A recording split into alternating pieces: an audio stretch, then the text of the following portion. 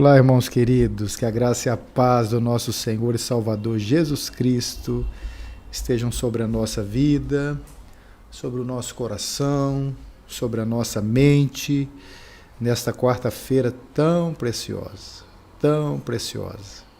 Que bom que você está aqui comigo, que bom que você vem de um dia de trabalho, talvez agitado, talvez difícil, e hoje vem para a nossa aula, para o nosso culto, dizer que o Senhor é bom e o seu amor dura para sempre.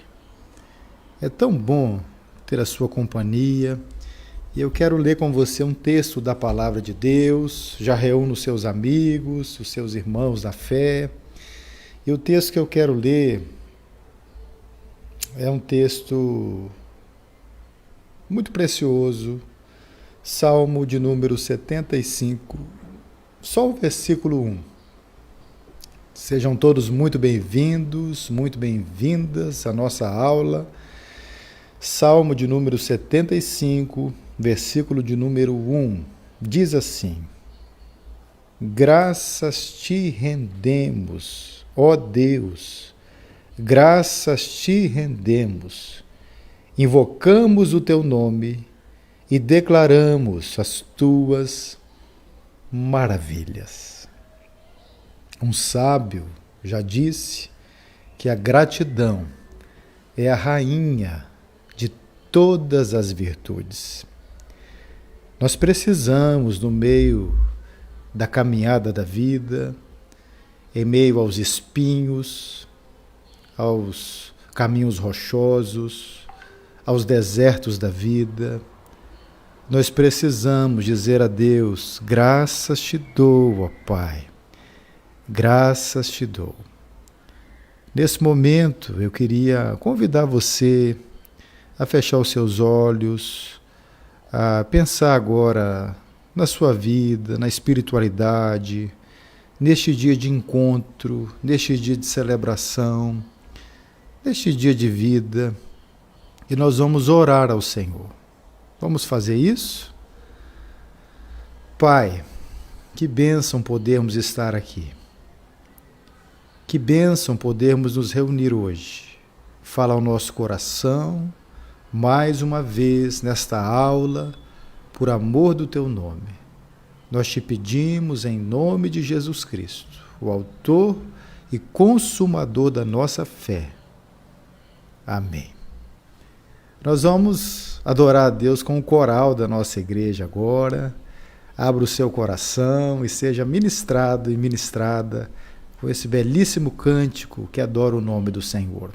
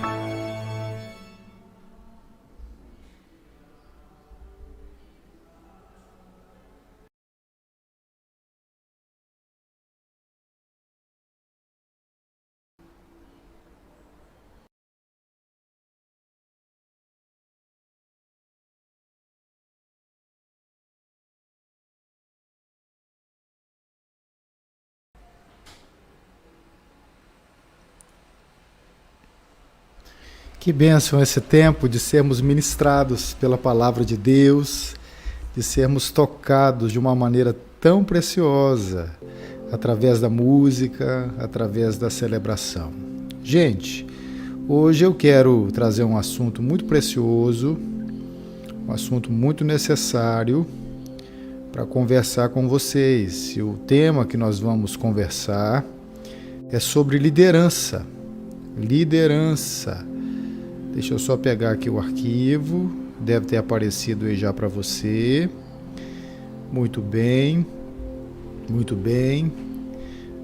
Nós estamos vivendo tempos de crise na liderança, líderes em crise, igrejas em crise, nações em crise.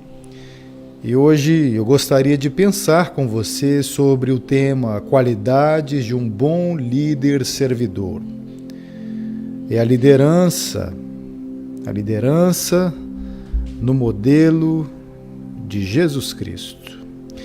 E para pensar nesse tema, claro que nós fomos à palavra de Deus, nós pesquisamos através da palavra de Deus e por meio da palavra de Deus, mas também nós fizemos uso de um livro que não é tão novo, que é o livro O Monge e o Executivo, de James. Eu não sei se você já leu esse livro, ele foi um dos livros textos no meu tempo de seminário, e o autor desse livro, que se tornou um best-seller internacional, ele se tornou uma referência no tocante às lições da liderança. O livro O Monge e o Executivo é um livro muito gostoso de se ler, porque ele é um diálogo entre participantes que foram em busca de agora um monge, que outrora era um executivo famoso, para reaprender ou reaprenderem a viver em meio às agitações da agenda, às pressões do dia a dia, as lutas e as dificuldades com a família, os dramas que avassalam, aquilo que causa angústia e que causa estresse em qualquer tipo de gente, estava tomando conta desses participantes nessa criação de James, muito inteligente por sinal, e o livro ele aborda exatamente esses diálogos entre os participantes dos mais variados tipos de perfil. Bom, enfim, há uma frase dele que eu gostaria de citar aqui de forma introdutória, que é a seguinte: de nada vale aprender bem se você deixar de fazer bem. Eu vou repetir. De nada vale aprender bem se você deixar de fazer bem. Isso conota a verdade de que, ainda que tenhamos a parte teórica de uma maneira presente e introjetada na gente, de nada adianta conhecer e conhecer e conhecer mais uma vez se eu não sou capaz de praticar bem aquilo que eu conheço bem. Desta maneira, quando a gente pensa em liderança, nós não pensamos em conceitos apenas, mas nós pensamos justamente em ações.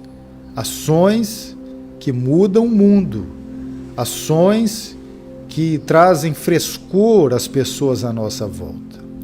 Então, pensando nisso, são várias características que James usa ao longo do seu livro, e eu fundamentei todas elas em alguns textos da Palavra de Deus, porque nós estudamos a Palavra de Deus, e tudo que ele extraiu de fato vem dos valores da Palavra de Deus. Eu vou ler algumas características de um líder servidor, do ponto de vista de James, fundamentando na Palavra de Deus, que é o nosso bom livro, o livro-texto, que nos ajuda, que nos inspira, que nos refaz e que nos encoraja a prosseguir. Desde já eu agradeço pela audiência de todos vocês. Hoje nós não conseguimos transmitir pelo canal do YouTube, como era o previsto, mas conseguimos aqui pelo Facebook. De fato, eu não tenho feedback de como que está aí para você. Espero que esteja muito bem. Mesmo assim, eu vou até o final e a gente vai conversando juntos para a glória de Deus. Bom, eu vou falar hoje então das 3 primeiras características que James fala no seu livro O Monge e o Executivo, de uma sucessão de outras que eu vou dar continuidade nas outras quartas-feiras. A primeira característica, segundo esse autor, de um líder servidor, é que o líder precisa saber ouvir. Ouvir. O texto sagrado que fundamenta isso, nós já expusemos aqui toda a sua carta nas quartas-feiras, é a carta de Tiago, capítulo 1, versículo 1, que diz assim: Sabeis isso, meus amados irmãos, mas todo homem seja pronto para ouvir, tardio para falar, tardio para se irar. Desculpa, eu acho que não é esse verso, houve um pequeno equívoco, eu já acerto aqui, mas o texto é de Tiago, quando ele fala da necessidade da prontidão. A palavra pronto aqui nós já trabalhamos em outras aulas, em outras situações. A palavra pronto aqui significa taxis. É a palavra que quer dizer e conota algo para já, para agora, um serviço para agora. Por que isso é tão relevante? Porque muitas vezes, pessoas que ocupam posição de liderança, elas se tornam muito impacientes para ouvirem os seus liderados, para buscar nos liderados, no grupo, conselhos, palavras que venham contribuir para o progresso, para o crescimento, para o aperfeiçoamento. Um dos episódios que a gente percebe o orgulho no gênero humano, está no Antigo Testamento, quando Naamã é convidado pelo profeta, o homem de Deus, a mergulhar 7 vezes no Rio Jordão, e ele se sente ofendido. Primeiro, porque o profeta não o recebeu. Segundo, porque mandou-lhe mergulhar 7 vezes num rio sujo, de acordo com a sua perspectiva de habitante de um outro lugar, da Síria. Os homens, os soldados, os subalternos entraram em ação e disseram para ele: meu pai, se o profeta tivesse pedido coisa muito maior, o senhor não faria? Em outras palavras, eles estão ensinando a esse general de batalha, capitão, comandante, a graça de ouvir um conselho daqueles que são considerados minoria. Nesse prisma, James diz o seguinte: para ser um bom líder, uma das habilidades primárias é saber ouvir. A comunicação pode ficar extremamente comprometida quando não se ouve com a devida atenção. Além de emitir mensagens negativas, tais como desrespeito ao que está sendo dito e a desvalorização por julgar que suas falas e pensamentos são muito superiores aos de quem está falando. Essa arte é uma arte da escuta, e ela tem que ser exercitada dia a dia por todos que assumem posição de comando ou por todos que minimamente se importam ou devem se importar com as pessoas que estão à sua volta. Certa vez eu fiz um teste baseado nesse próprio livro, numa sala de aula que eu lecionava, e eu fiz uma pergunta simples para a primeira pessoa à minha frente, e no sentido horário do reloginho, cada pessoa subsequente responderia a mesma pergunta de acordo com a sua perspectiva e de acordo com a sua visão dos fatos. Foi interessante que, enquanto uma pessoa respondia, a pessoa que estava mais próxima a ela ficava olhando para outra direção, ficava mexendo com os pés e as mãos, ficava coçando a cabeça e dava para entender notoriamente que aquela pessoa estava preocupada na resposta que me daria depois do colega, mais do que em ouvir a resposta que aquele próximo e aquele colega estava trazendo. Na arte de ouvir, parece que nós somos doutores no falar e temos muita dificuldade de ouvir, e nós precisamos exercitar isso por meio do primeiro, ou seja, do poder. Por meio do poder, é possível convencer alguém. Entretanto, coercitivamente pela força da posição que ocupa. Então vamos entender isso aqui. Poder tem a ver com coerção. Poder tem a ver com força, com ameaça, com brutalização. É a ideia de um policial que tem uma arma na mão e com aquela arma na mão ele saca, aponta para quem quer que seja, dá uma ordem e aquela pessoa obedece a sua ordem não porque gostaria de obedecer, mas porque foi obrigada, porque se do contrário não obedecesse, seria punida, talvez com um tiro, talvez com as algemas, com a prisão. Então o revólver aqui seria o exemplo de um instrumento de poder, de ameaça. É a ameaça dura, é o xingamento carrancudo, é quando a pessoa que ocupa a posição de liderança diz assim: eu sou o seu superior e você tem que me respeitar por isso. Ah, eu sou o líder, eu sou a pessoa maior. Na cadeia aqui na pirâmide, quem toma as decisões sou eu. Gente, há uma máxima da liderança que a pessoa que tem que afirmar o que acha que é, está revelando o que já não é há muito tempo. Não é verdade quando um pai diz assim para um filho que está se perdendo: eu sou o seu pai, me respeita? É porque talvez no coração daquele pai, daquele filho, aquele pai já deixou de ser pai há tanto tempo. Quando o marido precisa dizer à esposa: eu sou o seu marido, me respeite, evocando todo um pensamento de uma civilização machista no escrito do texto sagrado, incompatível com o que Jesus mesmo ensinou da bênção da igualdade, homem e mulher iguais, não tem maior, não tem menor, somos iguais, temos as mesmas responsabilidades, os mesmos deveres cristãos. Mas há maridos que se usam da cultura hebraica antiga de Gamaliel e dizem: me respeita porque eu sou o cabeça da casa. E aí parece que a mulher se torna um capacho. Isso não é liderança.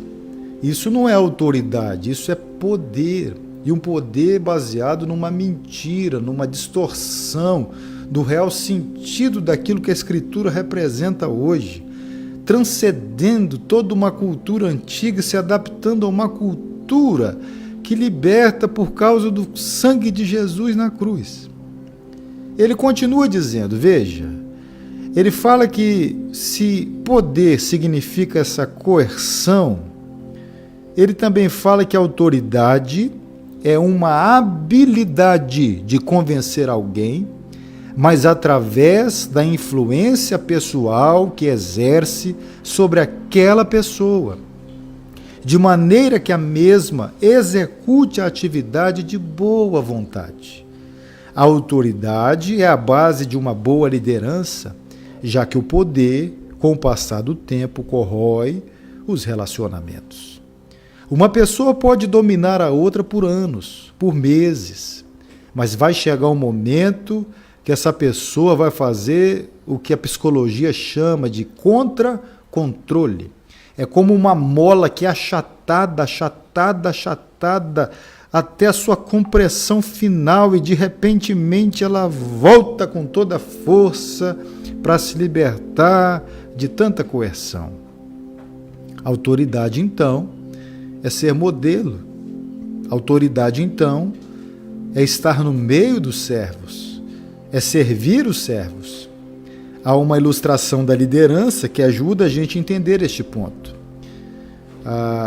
Ao invés de um líder obrigar os seus liderados a construir um barco e velejarem, antes ele precisa contar para eles como é gostoso a gostosa brisa que massageia o peito durante a navegação. Como é gostoso ouvir o canto dos pássaros quando todos estão chegando a um porto. Como é precioso o vai e vem das ondas no momento da pesca, aquela grande quantidade de peixes que são arrastados para dentro do barco, para subsistência, para alimentação. Antes de obrigar, antes de dar o martelo, antes de dar os pregos e obrigar um trabalho para já, porque na cultura pós-moderna tempo é dinheiro, é necessário que um verdadeiro líder desenvolva a autoridade de dizer como é bom velejar, como é boa a doce brisa, como é bom atravessar o oceano, para que os seus liderados digam o que nós temos que fazer para experimentar esse momento que parece ser tão precioso, e o verdadeiro líder servidor vai dizer: basta que construamos juntos um barco. Certamente eles dirão por onde começar, quando começar, e o líder servidor vai dizer: vamos juntos, podemos fazer isso agora. Percebeu a diferença então entre poder e entre autoridade?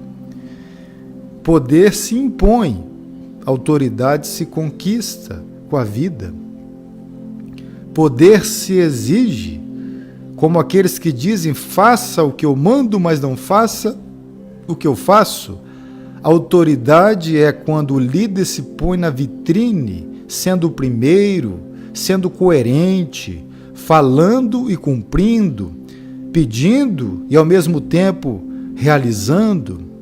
Ele não pode querer para si todo o ônus e o bônus, todo o bônus para si e todo o ônus para os seus liderados. Não.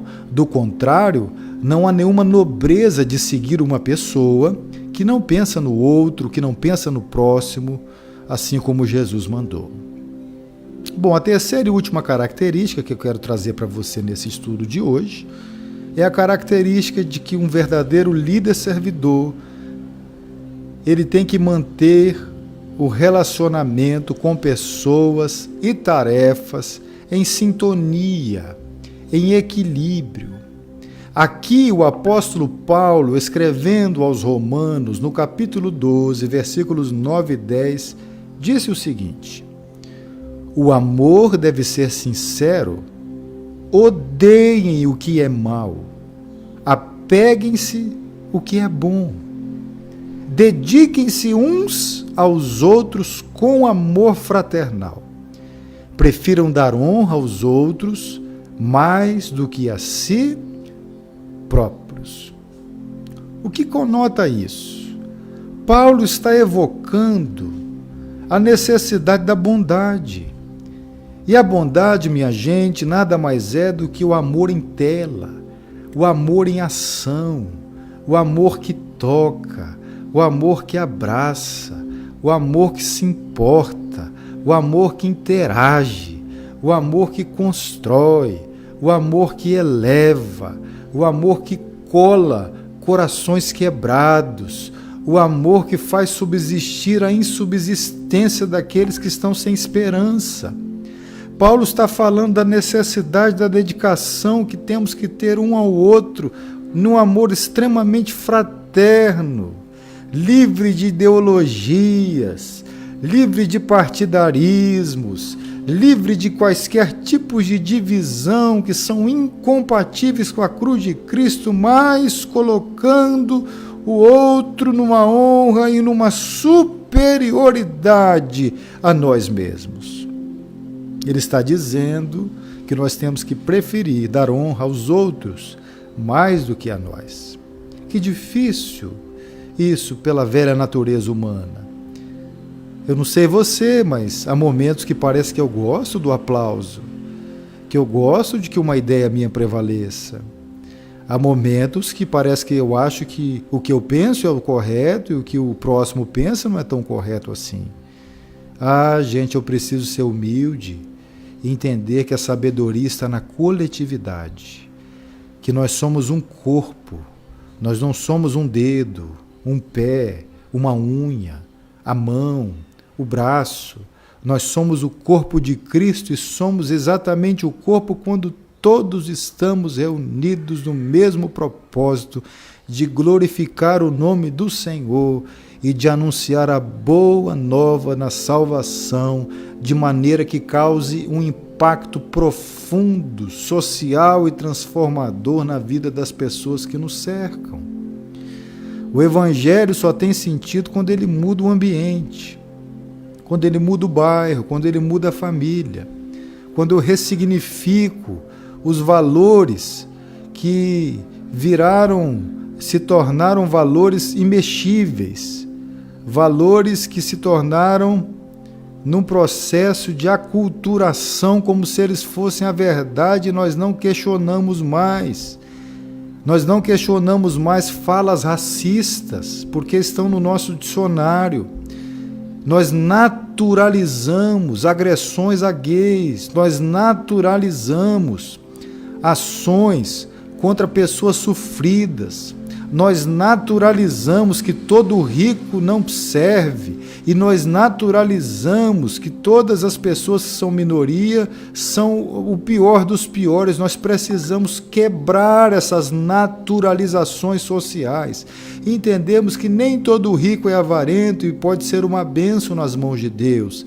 E entendemos que os diferentes têm que ser tratados como Jesus os trataria, com amor, com carinho, com acolhida, com a face sorridente do amor, porque o mundo já está cheio de ódio demais.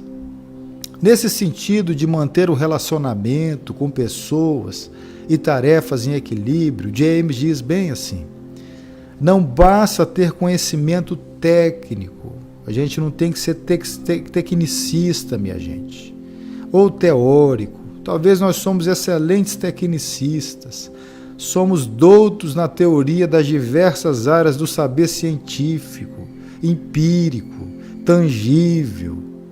Mas é necessário também, ele diz, ter outras habilidades.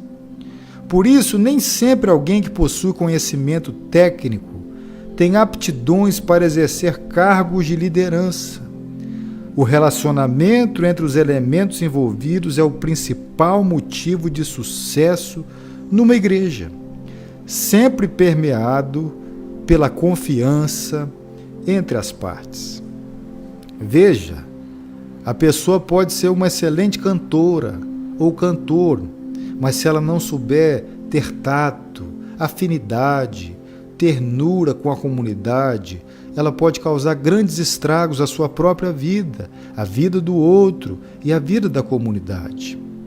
Um pastor pode ter muito carisma, um líder pode ter carisma, uma presbítera, uma pastora, mas antes de carisma, é mister que os verdadeiros líderes servidores possuam caráter. Caráter é aquilo que nós somos quando as luzes se apagam. Caráter é aquilo que eu sou quando não há ninguém por perto. Caráter é eu ter coragem de continuar levantando uma bandeira que vai contra talvez uma grande maioria social, mas eu luto pela minha consciência cristã e pelo que é correto.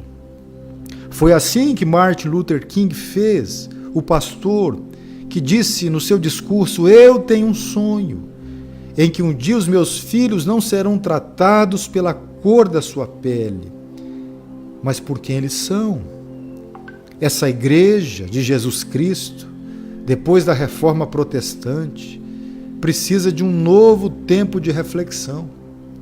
Eu preciso mudar a sociedade com a mesma palavra de Deus, adaptada aos novos tempos para a reconciliação do amor. eu quero terminar minha fala convidando a você para esta reflexão, citando Brian, que disse assim: torne-se o tipo de líder que as pessoas seguem voluntariamente, mesmo se você não tiver título ou posição. Título ou posição. O que ilustra essa brilhante citação é o menino José, na terra estrangeira, do Egito, lá em Gênesis 37. Líderes, servidores, influenciam aqueles que estão abaixo deles, mas também influenciam aqueles que estão acima deles. Eles sempre têm uma palavra sábia, eles sempre têm um caráter ilibado que torna-se referência. Eles sempre têm uma palavra da parte de Deus na hora certa. Foi assim que José, o rapaz que estava no Egito, o hebreu, influenciou o homem mais poderoso daquele tempo e fez com que a fome fosse exterminada do mundo antigo.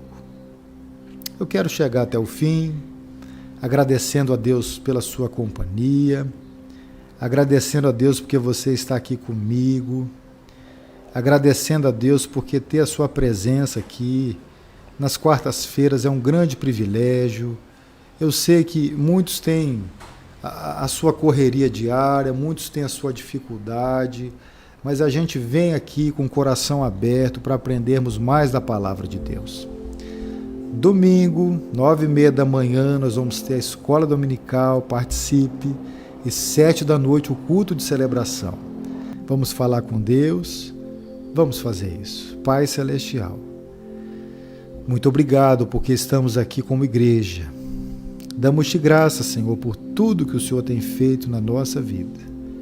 Abençoe-nos para que sejamos líderes servidores, líderes que se importam, líderes que amam, líderes que se parecem com o líder dos líderes, que é o Senhor Jesus. Por favor, abençoe esta casa, este coração, esta vida e continua com a gente, Senhor. Nós te pedimos humildemente, em nome de Jesus. Amém. Olha.